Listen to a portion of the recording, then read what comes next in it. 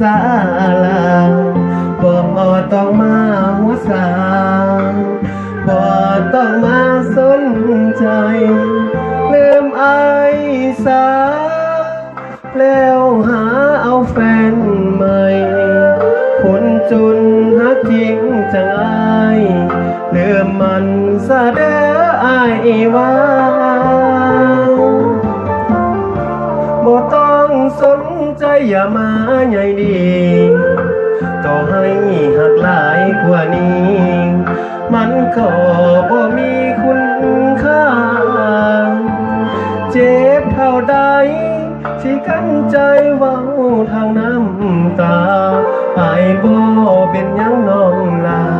แค่มาบอกลาแล้วอายสิไปตัดใจเจ็บตั้งแต่มือนี้อายหูโตดีทั้งอายหักน้องมาเอิ้นใจยากจนหมดมอง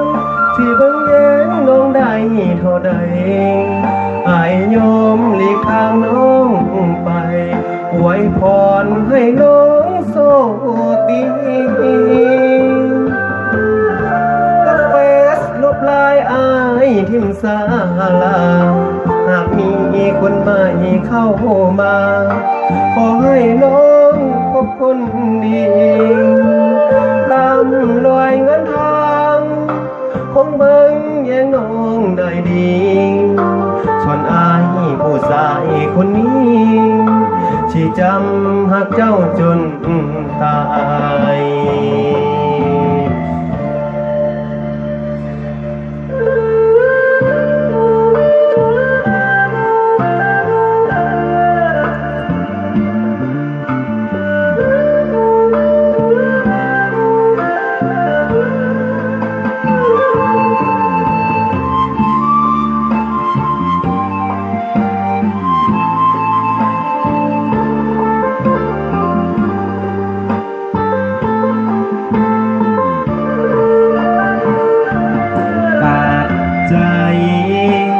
เจ็บตั้งแต่มือ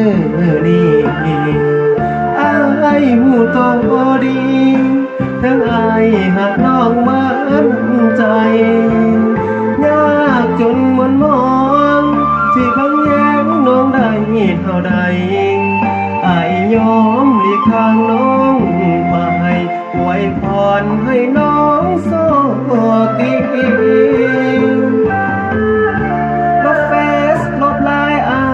ทิมศาลาหากมีคนใหม่เข้ามาขอให้น้องพบคนดีลำลอยเงินทอง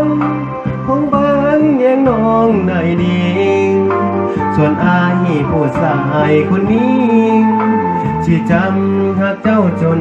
ตายส่วนอายผู้ชายคนนี้ที่หักเจ้าจนตาย